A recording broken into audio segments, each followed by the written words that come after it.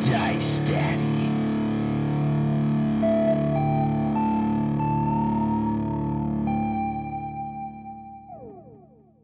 All right, welcome back to another episode of DiceDaddy. Today we're talking about increasing immersion into our game. Now, we're not going to talk about those normal tropes of using background music, or even calling out a character by their name, or even using props, though all of those are really good things and they have a place for it in D&D and at your table. We're going to talk about something that I specifically do to increase immersion, because there's videos about that everywhere, let's be honest. That's on every immersion video that exists. But we're going to get into it, and I want to be very clear, this is kind of a disclaimer. If you do any of those things, this isn't to downgrade what it is that you do. This is what I do to increase immersion for my players, which I have seen has worked in the past, and the actual steps that I complete to do that. Now, another disclaimer, play how you want to play. Okay, this is just advice. This is just something that I'm going to show you, and I'm going to show you with an example of how a game starts that really just... I don't like it. It does not help me, and it breaks me, and it talks about and it speaks to the overall meta of the game. So let's take a look at that. All right, everyone. Super excited to have us all here. Let's go ahead and get into it. Now, you all approach the tavern. You actually see in the distance the sun begins to set as it shines kind of brightly over the actual stars itself. The sky lighting up as darkness is beginning to fade into the city. You find yourself at a table in the local inn. All of you there. Please introduce yourselves. My name is Anna. I'm a paladin. I'm here for justice. Love justice. Hello. I'm Alistar. Wanted in over 3 countries. I'm a thief and an assassin by nature. You can depend on me to kill those who need to be killed. Hello, my name is Zodvan Krotel, necromancer extraordinaire, and it is a pleasure to be a part of this amazing party. Wait, I have a question. I'm sorry. Why am I at the table with the paladin? Well, you're here because the king has summoned all of you. Yes, the king has summoned all of you here on a special mission. Okay, so I was called by the king, and that's why I'm currently talking to a paladin and a necromancer. Cool. Yeah, go ahead, continue. Why am I here with this filthy, disgusting necromancer and this backstabbing rogue? There's no reason for that. We don't really There's no talk reason for that. or It is sit okay. at the same table. I'm Zodvan. Yeah. Rolling for damage. That's a crit. I'm attacking the necromancer immediately.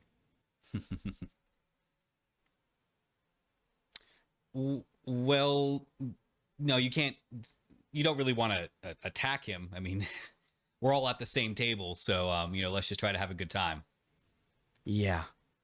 Why are you rolling dice? No, don't roll dice. Ugh. I'm gonna use all my abilities. Everything I can. It's pretty much what I live for, is to kill the undead. And you've put me with somebody who creates the undead. I can just stop this right at the source. No problem for me. How much HP do you have? Okay, so you're dead. The paladin killed you. Okay, go ahead and let's just start over again. All right, we're gonna say that you're at the king's court, and all of you came together, summoned by the. Well, yeah, he would summon a thief. You're wanted in 3 countries, but he would still summon you because he needs help. Okay, guys, listen, we're all at a table together. Okay, let's just have fun. Let's get into it. Let's just don't worry about the rest of it. You guys are here. You're together. You're at the king's court. Let's do this. Well, as we saw, that is not the best way to really start a game. That being said, there are better ways. And, if you're okay with the game starting like that, and that's the table that you sit at, so be it. More power to you. For me, that kind of issue, that kind of situation makes me right off the bat not immersed. I don't feel bought into the game, but that's neither here nor there. This is a simple taste in the aspects that we have and the things that we want. But let's talk about what I do differently. And some of you may already do this. This may not be new to you, but we're going to do this in a 3-step program. The first one, write a backstory. Now, I know a lot of players don't want to write a backstory, but I think that if you as the DM are generating mountains and mountains of plot, at the very least that player can turn in a 1-page backstory. Please, not a 20-page backstory. I will not read it. I will throw it in the trash.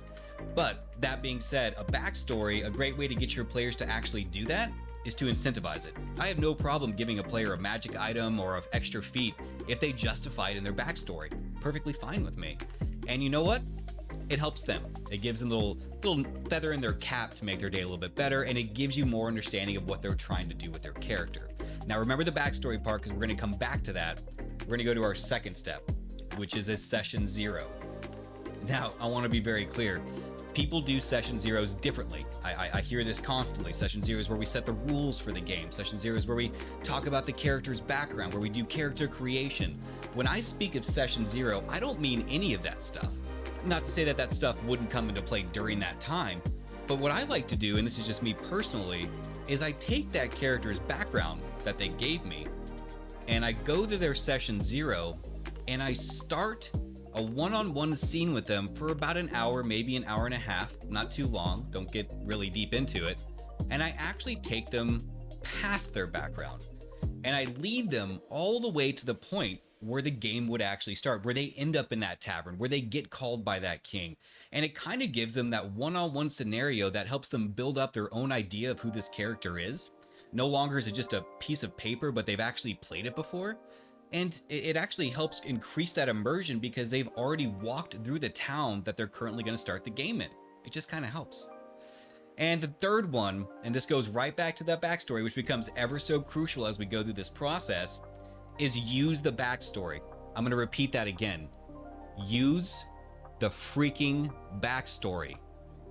If a player gives you a plot hook and plot device written out for you on a piece of paper, basically doing your job, saying, hey, here's some plot for my character on a silver platter, use it. Take the NPCs that they invented and use them to populate your world. If they made up a town where they come from, guess what? That town exists. It's canon now. It's in your world. Why? Because they took time in it. If you expect them to listen to your plot and listen to your stories, you need to listen to them as well. Take those characters, take those NPCs, take those locations and pull them out of their backstory, make them real, and make those characters interact with the actual story on a day-to-day basis. Now, you don't have to have one NPC from their backstory that's going to be a lifelong companion. That's not what I'm talking about. But there's a different feel when you actually have a player who's walking around, number one, walking in a street that he's already been in, seeing people he knows and identifying that. Now let's put the 3 together. We have a backstory, so we know where we are. We have a session 0, we know how we got there, and we use the backstory for NPCs in our world, so we know the people that are in the world, at least some of them. Put those 3 together and you have a very, very specific immersion that takes place, at least with the games that I run.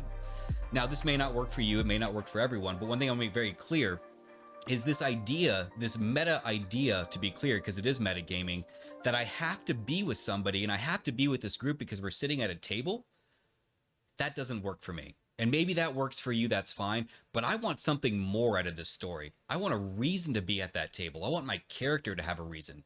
Now, we're not going to get into the trope of, well, that's what my character would do. That's for a different video altogether. We are going to go there, though, don't worry. But I hope this video was helpful for you. Go ahead, if you could, make sure you hit the like or the subscribe button, because I would love to keep sharing information with you. Thanks, guys.